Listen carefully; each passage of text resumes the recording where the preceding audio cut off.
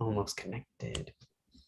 Hello, everyone. This is Sergio Marrero, and we're here for another episode of RBL1 Live. We have an amazing founder with us tonight, Amanda DoAmara, who is CEO and co-founder of Fiveable. Thanks for joining us tonight, Amanda. Thank you. Appreciate it. I'm super stoked to be here and tell you about my story and see how I can help others. Of course, of course. So for those that don't know a little bit about Amanda, she's a graduate of Boston University, also graduate of Loyola Marymount University, where she got her master's in urban education. She also was a TFA core member, Teach for America core member, a teacher out in Oakland, California, and has been for the last several years CEO and co-founder of Fiveable that just closed a $10 million Series A. So congratulations on all the success, and honored to have you here and share a little bit more about your story. But if you could share with the audience a little bit more on what is Fiveable? Yeah. Yeah, I'm like super stoked about all the things I'm thinking about, all the things you just introed me as. So basically what we are building at Fiveable is a social learning platform. We want to be the home for study groups, student clubs, meetups, ways for young people, specifically right now, really focused on the teenage space, but ultimately students is a broad term too. How we can really use the internet and tech to connect people who are looking to like kind of be around each other and study the same things, or just like study within the same vibe, meet on different club meetings, be able to connect with different interests. And so really excited about kind of the community space, and if we connect students, like how does that unlock kind of an educational revolution beyond that? Amazing. And I think in TechCrunch, you described it as the almost like the virtual hallway for high school students, and Yeah. yeah, if you can share it, how did that start? Now you have over 7 million students that have engaged with Fiveable. Like how did the concept begin, and how did you end up building this virtual community for learners? Yeah, it's evolved a lot over time, and it's still very much live right now and evolving by the hour. Like we're working on some big like product vision stuff today. So it's kind of like taking you back to the beginning. So after I left my classroom after 5 years. I just was totally burnt out as a teacher. Um, Honestly, it was like the adults that were burning me out, not the students. And so I but I found a lot of success in my classroom for really supporting students and doing so in a community based way, like really creating groups and project based learning and just getting the kids invested in each other. And so after I left my classroom, I really didn't know what I was going to do next, but was really passionate about education and how I could support students. And the more I learned about startups and tech and even the creator space, the more inspired I was to see if I could kind of scale my impact and like take what worked in my classroom and see if I could make it work on a larger scale. And so I started, doing what some of the pieces of the classroom, like live streaming before COVID, when streaming from your bedroom was cool and novel, and would bring students together to create these like community events around, I'm gonna teach you or go over like AP World content. We have the test coming up, like let's all review for it. And then from there, sort of like stayed in the AP space, but added more subjects. But we're still like thinking about the live stream as the center of the community space. And over time, I think what's evolved the most is the way that we understand community. Like you don't necessarily need someone, you don't need like a teacher in it. Students can run their own spaces. You don't necessarily need even a host. You just need space to create and something that links people together. Like why come to this space? And I think the more that we've been able to put more responsibility on the students in that way, in like trusting them to be able to join different communities, the more we've seen them grow and kind of shine. And it's been really awesome for that to happen. That's kind of what it looks like now. And we've just sort of been like evolving to better meet the needs of students and to better scale up. And, going from the baby pre-seed company a few years ago to now a Series A company. Now, we just are like held to a higher standard now. And so we're sort of just like, figuring out what will work for the next phase in order to reach a lot of students, as many as we can. Amazing. And did you? I know one of the focuses when we first engaged, when you were fundraising, has been primarily the AP testing space. Did you always focus on the AP testing space, and like, will you going forward? Can you talk a little bit about what anchored that first product for you? Yeah. So AP for us was sort of our wedge in. It's what I taught. So when I was first starting out, I was, wanting to create content, wanting to stream, wanting to build community. And so I just focused first on what I knew. And what I knew was AP World and AP US History, which like is very niche, but it was pressing, and it had, there's hundreds of thousands of kids that take that every year. And so really focused on the AP histories and then all APs. But at the end of the day, like, our like theory of change in education is so much broader than what focusing on AP could ever get us.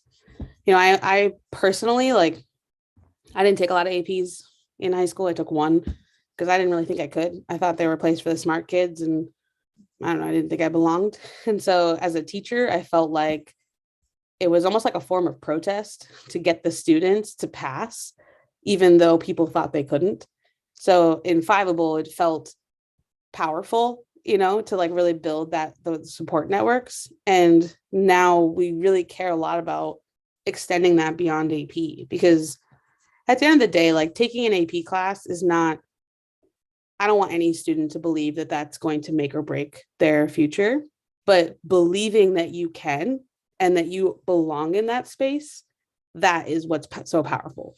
So like really taking that concept and that like culture into the other things that we do to just really try to build confidence for students.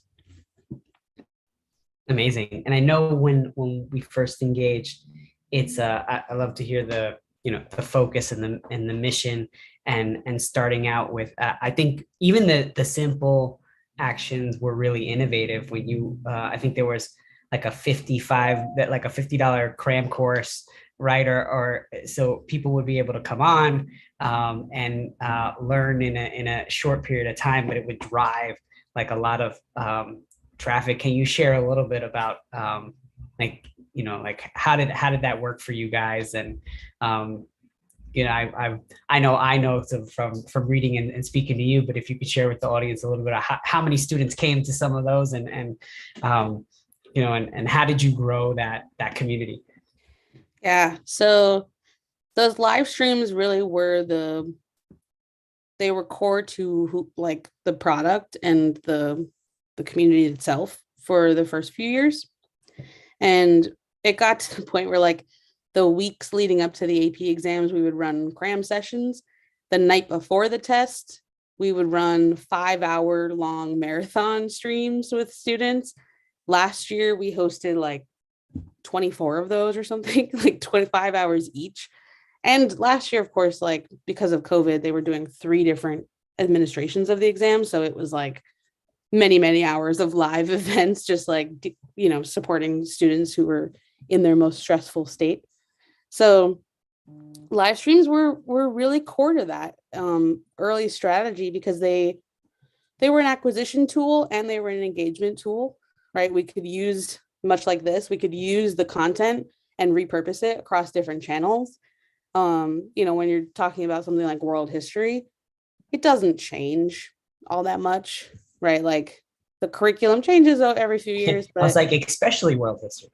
yeah, like, we're talking about things that happened, many years ago. Like it's not shifting that often. So we can repurpose it a lot. And so we would do that. And we would charge like $5 for a live stream, or we had done like $25 passes, $50 passes. We kind of like ebbed and flowed a lot in kind of navigating the monetized piece. I think the thing that we really came to in the last year, and I think this is really a post-COVID thing for us, when we really were thinking about the content that we were producing and the communities that we were forming, we really thought like, which of these are, can really like help get students where we want them to be? Where can we create more access, more impact? What is more scalable? And have taken a number of different like bets and different experiments to like kind of push that decision forward. But ultimately have found that the like live events weren't the only way that we could build community, and so had started to like really kind of shift away from them in a way that like, and even like from when we think about content, like there's just so much content. Like we just really wanted to make sure that we were creating the space for students to connect, and that's what we want to be really good at, creating the content that aligns them. We can help curate that, we can bring that in other ways, but we don't have to be the only ones creating it.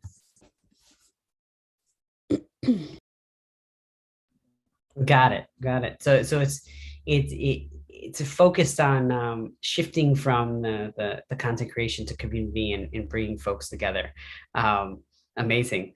And what was that moment for you? If you can even go back to, you were a teacher and like you said, you said, hey, I'm done with teaching. And you said, I'm going to start a company. Was it more a initial experimentation, or did you know from the onset, you're like, oh, okay, I'm going to start something, you know, an actual organization, whether it be for-profit, nonprofit, like, like what shifted you to start Fiveable in its current form, or did that evolve? I think about these moments a lot because I just had no idea I would end up where I am. It wasn't something that I had planned on. So I decided I was going to leave my classroom back in January 2017, finished out the school year. It was devastating to leave. I really didn't know what I was going to do next. The only like spark I had is I really wanted to travel. So I bought a one-way ticket and just kind of kept flying east until I got all the way back to Boston. And somewhere along the journey, I was feeling really like this was, fall 2017. We were post 2016 election by not that much. I was feeling like the whole world was falling apart, and I didn't know what I needed my story to be while that was happening, but I was like done traveling. So I stopped. I came back home. I started working on a campaign in finance on a congressional campaign in upstate New York. It was a really random job that I was definitely overqualified for. Like it was like a live in this house, we'll pay your rent. I think they paid us like $200 a month, which was probably not kosher, but I quickly learned that I did not want to work in politics and I did not want to work in finance.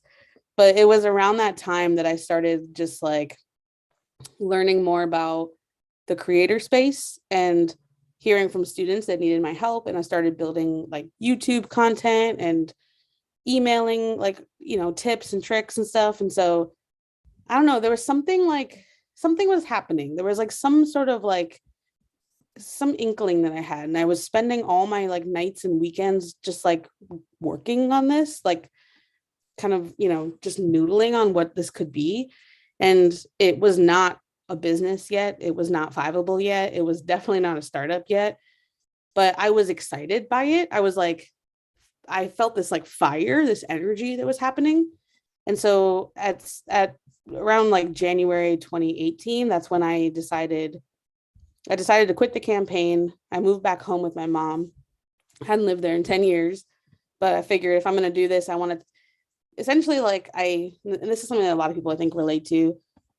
Everything I had done before, whether it was teaching or being in school or any other job, I always felt like I had built up some type of wall to protect myself because, I felt like the spaces were toxic or were going to take advantage of me. And so there was always like a protection barrier that I would put up.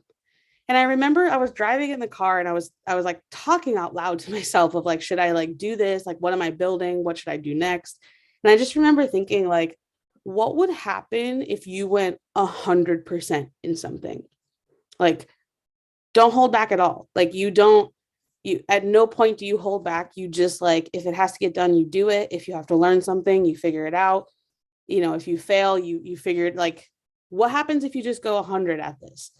And that just like really got me excited. I just felt like I didn't know what would happen if I did that, but I really wanted to find out. And so it's like I was more inspired by myself than the other opportunities I had at that point.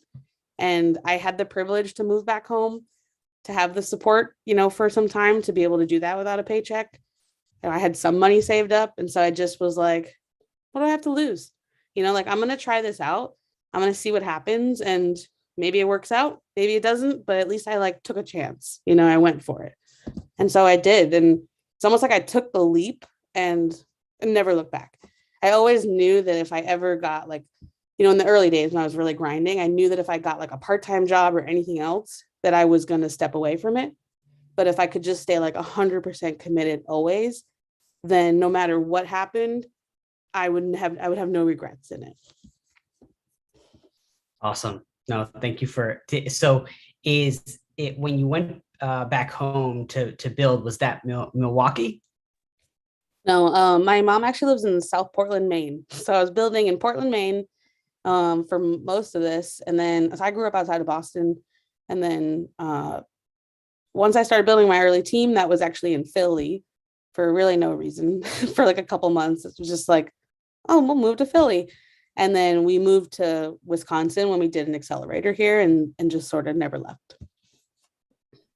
Great. And if you can share a little bit, I think it's really unique in terms of there aren't many startups that raise $10 million that are based out of Milwaukee, Wisconsin. Can you talk about why the team chose to stay there and how is it now?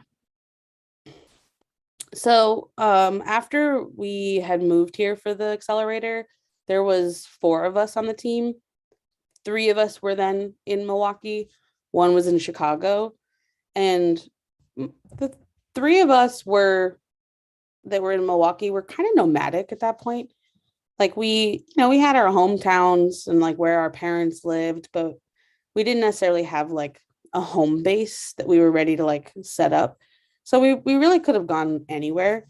And we felt like a couple of things. One, we didn't have a lot of money. And so I really needed to figure out where I could stretch what we did have. And so we had quickly ruled out, the big cities, but we also ruled out the big cities because I felt like I needed whatever competitive advantage I could get because I'm a complete outsider, right? Like I'm a former teacher. I'd never worked in tech. I never even understood what all these different pieces were. Wasn't my world before. So if I'm entering this space, I got to be able to meet people. I need a community. I need a network. I'm building everything up from scratch. So I wanted to be in a place that we could stand out, like if I'm in a big city, you're going to get lost in the noise. That's how I felt. I can totally see, like we debated this a lot, like being in a big city, you can meet a lot of people. I just felt like I needed space. I needed like the potential to have a platform for people to actually like hear me and like hear me out and give me a shot. And so we stayed. We just decided to like give it a shot. Well, let's stay for a year, see what happens.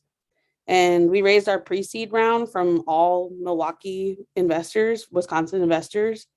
And since then, it's been really awesome. I mean, I think it's like, it has given us kind of an edge, right? We're different because of it. And I like that, like so many companies are from the coast or, whatever. And so we can unlock these other types of opportunities that they can't.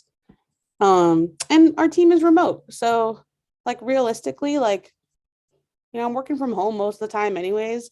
So like what my house looks like here, what my place is like, it's affordable, like, and even honestly, a lot of what we were thinking about too was the climate crisis. And like, I'm not trying to move to like the Bay Area right now, so like we also were like, well, if we're going to set ourselves up long term, we may as well put ourselves next to fresh water that's not near a coast. thinking really long term. Love it. Love it. And you raised so now with the first raise and this raise over $14 million, 10 million with the just with the Series A. Can you talk a little bit about that journey? There are some founders that never raise venture capital, let alone close a Series A led by Union Square Ventures. Can you share a little bit more of like how did you do that? Yeah, it's been a journey. It's been a roller coaster. The first round we raised about 600K, and it took, I mean, 10 months minimum, maybe more if we add in other times of just like trying to grind towards that. It took a long time. I felt like investors saw us as a very risky investment because myself and my co-founder are people of color and are outsiders in the space. And so the bar is really high of just like, traditional pattern matching does not help me, right? Like plenty of like people get a lot of money that don't look like me. And so how do I convince someone that I'm the one? Like they weren't even necessarily seeing me as the entrepreneur, like all kinds of like stuff would happen. And so it took a long time to get to that. And once we were finally able to unlock that, then it's like we had a chance. So then we like put that capital to work. We did everything we could to just like start to map out our vision. And then COVID hit. And then it was like the world jumped several years ahead overnight. And so what would have taken us years to get to, or, the vision, the dreams that we had of the future, in the past, they may have been like way down the road. It just sort of forced us to like, all right, this needs to be built right now. What do we got to do to build it? And so then we raised our seed round, and that came together much faster than the pre-seed round. The seed round came together in about like 3 months, 3 months. But by the time it was like fully closed. So it was pretty quick considering the first one was like so long. And then Series A, like I think I just at that point I had relationships with people. And so I just really like kept those relationships along the way. And they could just see the growth, and so by the time we went to raise our A, it was more like, when are you guys raising? When is this going to happen? And so it was people that honestly had even passed on our seed round or even a pre-seed round. It was people that I had met a long time ago, that it was all this work that went into it, that even though, so the Series A round honestly was pretty much closed in like 3 weeks. So it was very fast, but it wasn't fast because all the work happened in that time. It was fast because it took years of work building those relationships and like obviously building the company and getting to a place where also the macro trends happening around us were catching up to what we were doing. So all those things kind of played out together, and we were able to do it. And so now we get to kind of work with our like dream investors, which is awesome. And kind of, yeah, I don't know, just like living out our like wildest dreams, honestly. Like never would have thought that I'd get to do something so cool, but it's really fun. Amazing. And I don't want to underplay your, like, it's relationships is one side, but you were doing amazing work in terms of growth. Like so you talk about the growth that you had from that pre-seed round to the seed round and moving forward. If you were to go back and give your like say like these were the things that really enabled us to do that, what would that be? It's a great question. I mean, the thing that I think worked for us the most, and just like the actual like strategies to hit that kind of growth was, I mean, one, we were always very close with the students. Like we have students that work on our team on every department. And that's a key for us of like, it's how we were able to get certain insights because we literally had our users working on our team. And so that definitely set us apart. And it also, like, our marketing strategy from day one was always to meet the students where they are. And so we knew, like, kids are Googling their homework, they're Googling for help. So how do we show up as soon as they search for something? How do we, build into social channels so that we can have fun with them, we can build relationships there. And so those have been sort of the core of like how we've grown and like who we've stayed true to. And that's really been the fuel of the growth, is just sticking to those strategies and, evolving them over time, but never really straying away from that core, like being student centered. Like anytime it's easy to get distracted. It's easy to in education, especially, and I'm sure this is true in other industries, there's so many stakeholders. Everybody wants something. Everybody needs some other feature from this. And so just trying to block out as much of that noise as possible and just really staying focused on the student, because for us, that was the user that we wanted to solve problems for. And so making sure that every strategy revolved around them. Excellent. And what's a piece of advice you would have given yourself after you closed that pre-seed round, that 615? If you were to go back now, what would you tell yourself? Oh man, it's so funny because I feel like every round you're like, all right, I'm raising to have 18 months of runway, or I don't know. It just was, my timeline then was so, I was not thinking it would move as fast as things did. And so I think my advice to, January 2020 Amanda would just be I think it's just make the call, make the decisions as fast as you can. And, because I think the hardest part has always been anytime we're kind of in limbo on things, or you sort of have a gut feeling that something will happen and you don't make moves fast enough. And I think I wasn't, because so much of before that moment, we were in survival mode. We didn't know how to operate in this, in more thrive mode, we didn't know how to just you got the shot. You don't have to beg for it anymore. You people are invested in you. You have a chance. Now you got to execute, just own it, be confident in it and just make the call. I think that is a skill that's taken time to build, it's fair. It's a hard thing to do, but I think, the earlier I can do it, the better. So I'm happy I'm getting to that point now, or have, definitely gotten there over the last several years. But that's probably the key, is just boosting, that the confidence of that pre-seed investor or founder. Well, thank you very much, Amanda. For those that tuned in, this is just a piece of Amanda's story. So this is a CEO and co-founder of Fiveable, Amanda DoAmara. Thanks for joining us tonight. And for those that are watching, this is RBL1 Live, and tune in next week for another amazing live stream show. Thanks again, Amanda. Thank you.